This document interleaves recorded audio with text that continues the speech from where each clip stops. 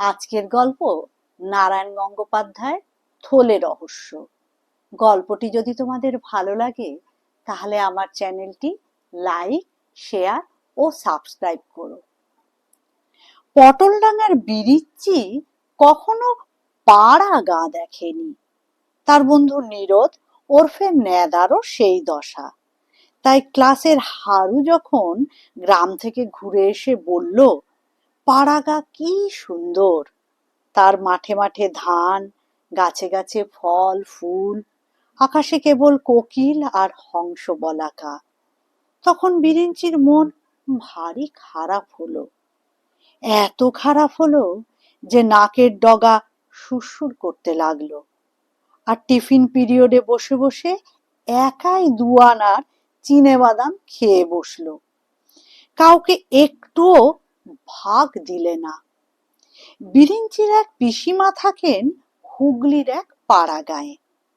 কলকাতা থেকে 3 ঘন্টা লাগে সেখানে যেতে, কিন্তু বিরিঞ্চির বাবা কখনো সেখানে যাননি, কাউকে যেতেও দেননি। তার ধারণা হাওড়া স্টেশনে চৌহদ্দি পেরুলেই ঝাঁকে ঝাঁকে মশা মাছি আর বীজাণু এসে আক্রমণ করবে। তারপর কালা জ্বর, ডেঙ্গু জ্বর, ম্যালেরিয়া, প্লেগ, বাত, টাক পড়া সব একসঙ্গে চেপে বসবে। পাড়াগা উড়ি বাস, সাক্ষাৎ জমপুরি বলেই বিরিঞ্চির বাবা টপাত করে একটা প্যালুড্রিন খেয়ে ফেললেন পাড়াগায় যাওয়ার আগেই। কিন্তু এ যাত্রা বিরিঞ্চিকে তিনি আর ঠেকাতে পারলেন না। বিরিঞ্চি আসছে বারে স্কুল ফাইনাল দেবে। সে বিদ্রোহ করে বসলো, পিসিমার বাড়ি আমায় যেতে দেবে না। বিরিঞ্চির বাবা বললেন, উফ, অসম্ভব। দেবে না তো? ঠিক আছে, তাহলে রাস্তায় বেরিয়ে আমি তেলে ভাজা খাবো। শুনেই বিরিঞ্চির বাবা বিষম খেলেন। ওতে যে কলেরা হবে। তারপর পথের ধার থেকে ফেরিওয়ালার শরবত। বিরিঞ্চির বাবা আর্তনাদ করে বললেন, ডবল নিমোনিয়া। আইসক্রিমও কিনে খেতে পারি। বিরিঞ্চির বাবার প্রায় ফিট হওয়ার উপক্রম। ধরা গলায় বললেন, যক্ষা। তাহলে পিসিমার বাড়ি যেতে দাও। বিরিঞ্চির বাবা প্রায় অথই জলে হাবুডুবু খাচ্ছিলেন। এমন সময় বিরিঞ্চির মা এসে হাজির।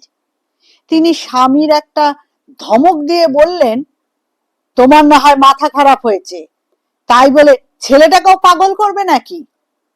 যা বিরু, তোর তো এখন ছুটি আছে, দিন কয়েক ঘুরে আয় পিসির বাড়ি থেকে, ঠাকুরজি কত খুশি হবে। এই বলে সব মিটিয়ে দিয়ে বিরিঞ্চির মা ঝিকে বকতে চললেন। ঝি দুটো কাচের গ্লাস ভেঙে ফেলেছিল। বিরিঞ্চির বাবার ভুঁড়ি কাঁপিয়ে সাইক্লোনের মতো একটা দীর্ঘশ্বাস বেরুলো। চি চি করে বললেন, তবে ঘুরে আয়। কিন্তু যাওয়ার সময় 1 বাক্স ওষুধ দিয়ে দেব, ক্লোরোডাইন, প্যালুড্রিন, চবনপ্রাশ, সিনা30, বেলেডোনা 200 আর ভাস্কর লবণ, সব চাট করে দেব, দরকার পড়লেই খেয়ে নিবি। হ্যাঁ হ্যাঁ, সেই সঙ্গে বেঞ্জিন আর তুলোও দিতে হবে। বিরিঞ্চি বলতে যাচ্ছিল, মেডিকেল কলেজটাই সঙ্গে দিয়ে দাও, আর কোনো ভাবনা থাকবে না। কিন্তু বাবাকে কি আর সে কথা বলা যায়? আপাতত পারমিশন পাওয়ার আনন্দে সে লাফাতে লাফাতে তার বন্ধু নেদাকে খবর দিতে ছুটল। ট্রেন থেকে নেমে দেখা গেল পিসে মশাই আসেননি। এই রে, এখন কোন দিকে যাওয়া যায়? বিরিঞ্চি বলে, আয় এই প্ল্যাটফর্মে কিছুক্ষণ হাওয়া খেয়ে নি, তারপর ভাবা যাবে ওসব। নেদা বললে, বেজায় খিদে পেয়েছে রে, হাওয়ায় পেট ভরবে না। বলতে বলতেই পিসেমশাই এসে হাজির। পায়ে চটি, গায়ে গেঞ্জি, কাঁধে গামছা, হাঁপাচ্ছেন। বিরিঞ্চি দেখেই চিনল, তাদের কলকাতার বাড়িতে সে আগেও 2-3 বার পিসেমশাইকে দেখেছে। ধাঁ করে তক্ষুনি তাকে একটা প্রণাম ঠুকে ফেলল, সঙ্গে সঙ্গে নেদাও। পিসেমশাই বললেন, আসতে একটু দেরি হয়ে গেল, রাস্তায় ভালো মাছ দেখলাম, তাতেই। আরে আরে, পিসেমশাইয়ের হাতে ন্যাকড়ার পুট্টিতে কি যেন দাপাদাপি করছিল। হঠাৎ তা থেকে কালো লম্বা মতন একটা জিনিস ছিটকে পড়ল নেদার পায়ের কাছে। নেদা সঙ্গে সঙ্গে 3 হাত এক হাই জাম্প মারলো, সাপ সাপ। সঙ্গে সঙ্গে বিরিঞ্চি একটা আছাড় খেতে খেতে সামলে গেল। সাপ? কোথায় সাপ? কি সাপ?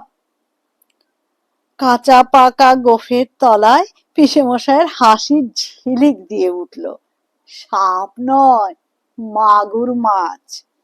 বলে পিসেমশাই উবু হয়ে সেই কালো লম্বা জিনিসটাকে কপাত করে পাকড়াও করলেন। তারপর বললেন, তোমাদের জন্য এগুলো কিনতেই তো দেরি হয়ে গেল।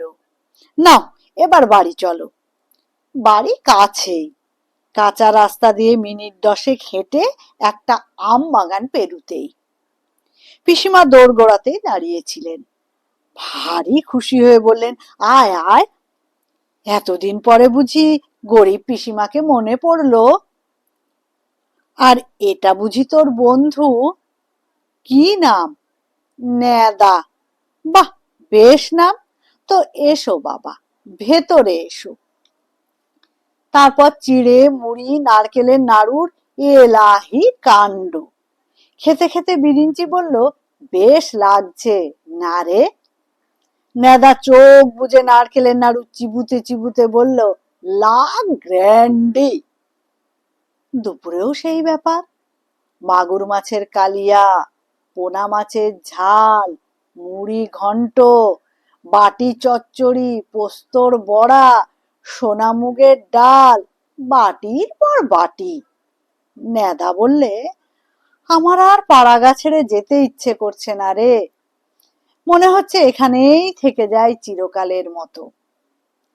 বিরিঞ্চি সুরুত করে মুড়ি ঘন্টের একটা কাঁটা চুষে নিয়ে আবেগ ভরা গলায় বলল, যা বলেছিস।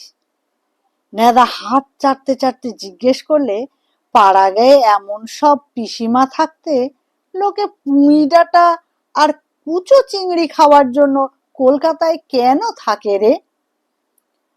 মাগুর মাছের কালিয়াটাকে প্রবল বেগে আক্রমণ করতে করতে বিরিঞ্চি বললে, গোমুখ্য বলে। খাওয়ার পর দুজনে একেবারে অজগর, মানে হরিণ টরিণ গিলে অজগরের যে দশা হয় তাই আর কি, নড়াচড়াই মুশকিল।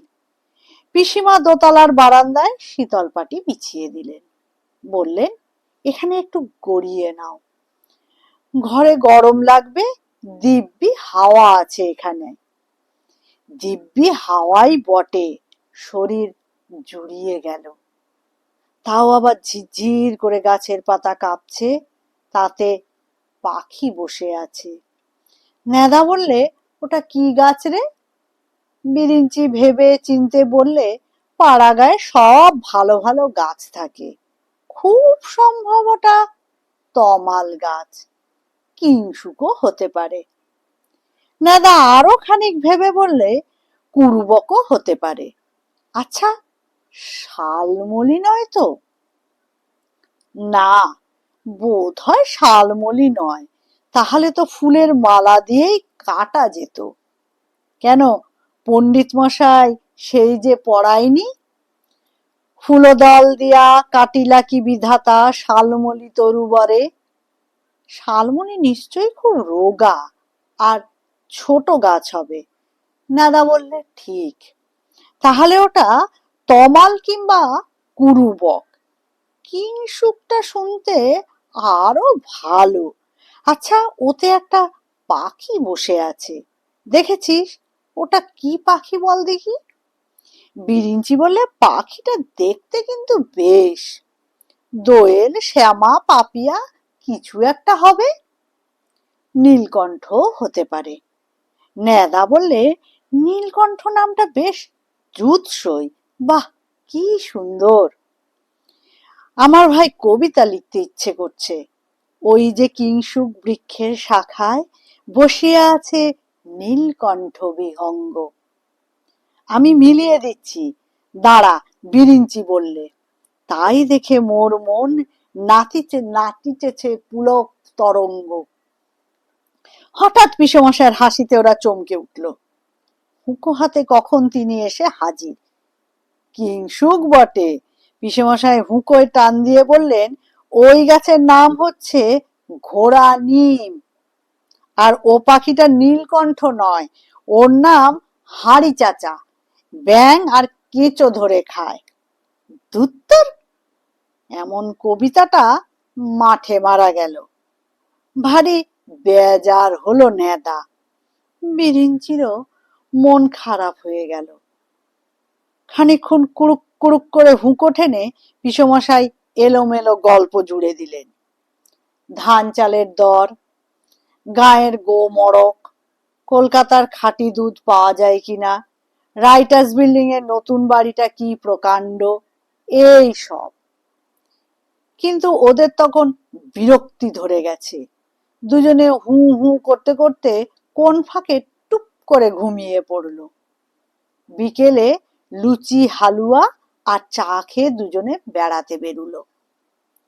পাড়াগাঁয়ের রাস্তা, মাঝে মাঝে দু একখানা বাড়ি, তাছাড়া গাছ গাছড়া, পুকুর, ঝোপ জঙ্গল বেশ লাগছিল।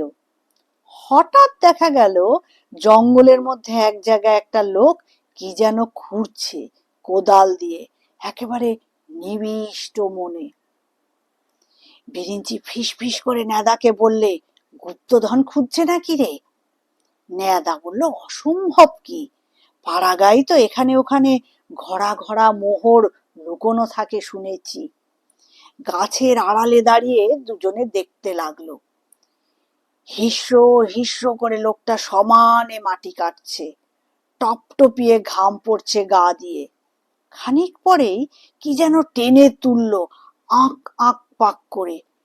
বেশ পেল্লায় জিনিস একটা। কি ওটা? নেদা ফিস ফিস করে বললে, বোধহয় মোহরের ঘোড়া।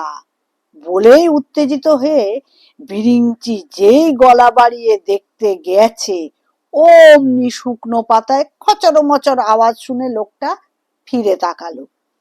দেখতেও পেল ওদের। এক মুখ দাঁত বের করে হেসে বললে, কি দেখছো খোকারা? বিরিঞ্চি আর কৌতূহল সামলাতে পারলো না, বলল, মাটি থেকে ওটা কি তুললে তুমি? গুপ্তধন নাকি? লোকটা হি হি করে হেসে বলল, গুপ্তধনই বটে, জব্বর ওল একখানা। দেবো একটুখানি কেটে? নিয়ে যাও না, তোফা ডালনা খাবে। দুধ, ডালনার নিকুচি করেছে, গুপ্তধনের বদলে শেষকালে কিনা ওল, ছ্যাঃ ছ্যাঃ। বিরিঞ্চি বললে, নেদা, যাই এখান থেকে। দুজনে হন হন করে এগিয়ে যেতে যেতে শুনলো পেছনে লোকটা খিক খিক করে হাসছে। আরো খানিকটা হাঁটতে একটা পুরনো পোড়া বাড়ি। দরজা জানলা কোথাও কিছু নেই, ভেতরে জনমানুষ আছে বলে মনে হয় না। ওই গুপ্তধন কথাটা তখনও বিরিঞ্চিকে পেয়ে বসেছে। এই বাড়িটা দেখে কেমন সন্দেহ হলো তার। হঠাৎ মনে হলো, এমনি পোড়া বাড়িতে তো গুপ্তধন লুকোনো থাকে, কে জানে হয়তো এই বাড়িতেও আছে। বিরিঞ্চি দাঁড়িয়ে পড়ল। নেদা, কি রে? এই বাড়িতে গুপ্তধন আছে শুনে নেদার রোমাঞ্চ হলো। বললে, সত্যি? কি করে জানলি? আমার মনে হলো। বাড়িটা কেমন রহস্যময় চেহারা দেখেছিস? পাড়াগাঁয়ে এসব বাড়িতেই মোহরের ঘোড়া লুকোনো থাকে। যাবি খুঁজতে? নেদার কান কুটকুট করতে লাগলো। রোমাঞ্চ হলেই তার কান চুলকোয়। মন্দ কি, চল না, বেশ অ্যাডভেঞ্চার হবে। এদিক ওদিক তাকিয়ে দুজনে ঢুকে পড়লো ভেতরে। অনেক কালের পুরনো বাড়ি, ঠান্ডা সব শ্যাওলা পোড়া ঘর, ইট বেরুনো দেওয়ালগুলো আবছা অন্ধকারে যেন হা হা করে হাসছে। নেদার ভারী ভয় করতে লাগলো। চল ভাই, এখানে আর নয়, এসব পোড়ো বাড়িতে ভূত থাকে। ভূত? বিরিঞ্চি ভ্রুকুটি করে বললে, এ যুগের ছেলে হয়ে তুই ভূতে বিশ্বাস করিস? নেদা বলল, ভূত ঠিক নয়, তবে সাপ টাপ। বিরিঞ্চি বলল, সাপ টাপ দু একটা না থাকলে আর অ্যাডভেঞ্চার কিসের রে? আরে দেখি না এ ঘরে ও ঘরে একটু খুঁজে। মনে কর ফস করে একটা সুড়ঙ্গ পেয়ে গেলাম। বলতে বলতেই নেদা হঠাৎ বিরিঞ্চির কাঁধে জোর থাবড়া দিলে একটা। বিরিঞ্চি আঁতকে উঠল। ওখানে ওগুলো কি রে? কোথায়? ওই ছাদের গায়ে 5-7টা থলে ঝুলছে না? তাই তো, থলেই তো, আবছা অন্ধকারেও পরিষ্কার দেখা যাচ্ছে। বিরিঞ্চি কাঁপতে কাঁপতে বলল, নেদা রে, পেয়ে গেলাম। কি পেয়ে গেলি? গুপ্তধন। ওগুলো মোহরের থলে, বুঝতে পারছিস না? নেদার তখন আনন্দে গলা ধরে এসেছে। কথা বলার আগে খানিকক্ষণ বুবু করে নিল। কিন্তু ভাই, গুপ্তধন তো মাটির তলায় থাকে শুনেছি, ছাদে ঝুলিয়ে রাখে বলে তো কোনো বইতে পড়িনি। যারা বই লেখে তারা কি সব খবর জানে? চোখের সামনেই তো দেখছিস, কেউ কেউ গুপ্তধন থলেতে করে ছাদেও ঝুলিয়ে রাখে। এখন কি করা যায় বলতো? নেদা কথা কইতে পারছিল না। বিরিঞ্চি বলল, কি আর করা যায়, আয় এক্ষুনি ওগুলো চটপট পেড়ে ফেলি। গুপ্তধন দেখলে কি আর দেরি করতে আছে? হয়তো কাল আরো কারো চোখে পড়ে যাবে, ব্যাস গেল। নেদা বলল, তা ঠিক, কিন্তু ঘরটায় ভাই ভারী বিচ্ছিরি গন্ধ, আর পায়ের নিচে ময়লা কি সব চটচট করছে। বিরিঞ্চি বলল, রেখে দে তোর গন্ধ, গুপ্তধন যেখানে থাকে সেখানে ওরকম অনেক ময়লা আর গন্ধও থাকে, ওতে কি ঘাবড়ালে চলে? নে এখন কাজে লেগে যা। নেদা বললে, আমি? বিরিঞ্চি বলল, তুই বই কি, একখানা ঘুড়ির জন্য তো তুই পাড়ার হেন ছাদ নেই যাতে উঠিস নি, আর গুপ্তধনের জন্য ইটে পা দিয়ে এই ছাদে উঠতে পারবি নে? এই দরজার এখান দিয়ে উঠে যা, বেশ সোজা হবে। বলতে বলতে বিরিঞ্চির মাথায় কালো কি খানিকটা পড়লো। ইস, কি যাচ্ছে তাই গন্ধ। বিরিঞ্চি রুমাল দিয়ে মাথা ঘষতে ঘষতে বলল, না আর দাঁড়ানো যাচ্ছে না, এই নেদা উঠে পড় না। আরে 8টা থলেতে কম করেও 1000 খানেক মোহর তো নির্ঘাত, হিরে টিরেও থাকতে পারে, আধা আধি ভাগ করে নেব, ওভারনাইট বড় লোক, বুঝলি? নেদা বলল, নিয়ে যাবি কি করে, লোকে দেখবে যে। বিরিঞ্চি বিরক্ত হয়ে বলল, কোচরে করে নিয়ে যাব, কেউ জিজ্ঞেস করলে বলবো ওল নিয়ে যাচ্ছি। পাড়া গায়ে পথে ঘাটে কত ওল থাকে, নিজের চোখেই তো দেখলি। তা দেখলাম বটে। নেদা মাথা নেড়ে বললে, তবে ঠিক উঠি? ওঠ, আমি নিচে কোঁচা পেতে রাখছি, থলে পারবি আর কোচার ভেতরে টুপ টুপ করে ফেলে দিবি। তাহলে জয়গুরু বলেই নেদা দেওয়াল বাইতে শুরু করলো। আর কি আশ্চর্য, উঠেও গেল ঠিক। বিরিঞ্চি কোঁচা পেতে এদিক রেডি হয়ে আছে, এক্ষুনি বড় লোক হয়ে যাবে, কোঁচার ভেতরে পড়বে মোহর হিরে, উফ কি আনন্দ। শিগগির দে, ফেলে দে ওপর থেকে, একেবারে দুটো করে, 1 2 3। বলার আগেই নেদা দুটো থলে ধরে টান দিয়েছিল এক হাতেই। কিন্তু তক্ষুনি হাউ মাউ করে চেঁচিয়ে উঠলো, বাপরে গেছি। কি হলো? আর্তনাদ করে নেদা বলল, থলে আমায় কামড়াচ্ছে।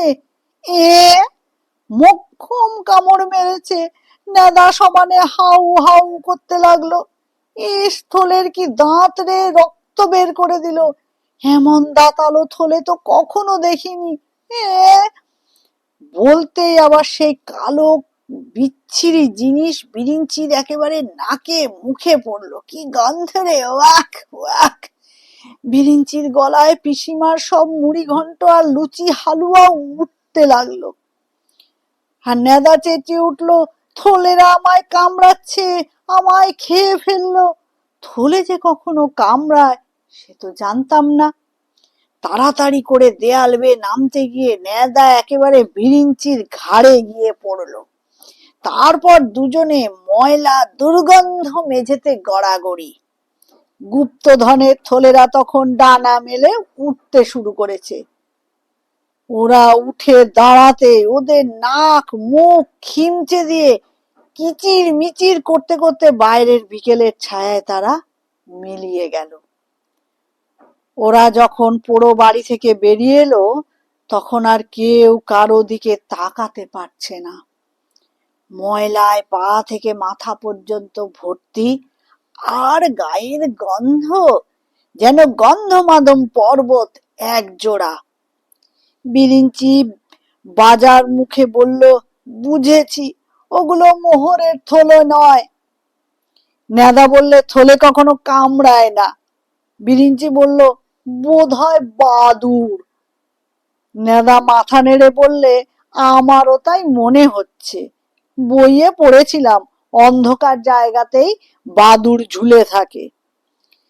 গায়ে খুশবু ছড়িয়ে দুজনে কিছুক্ষণ চুপচাপ হেঁটে চলল।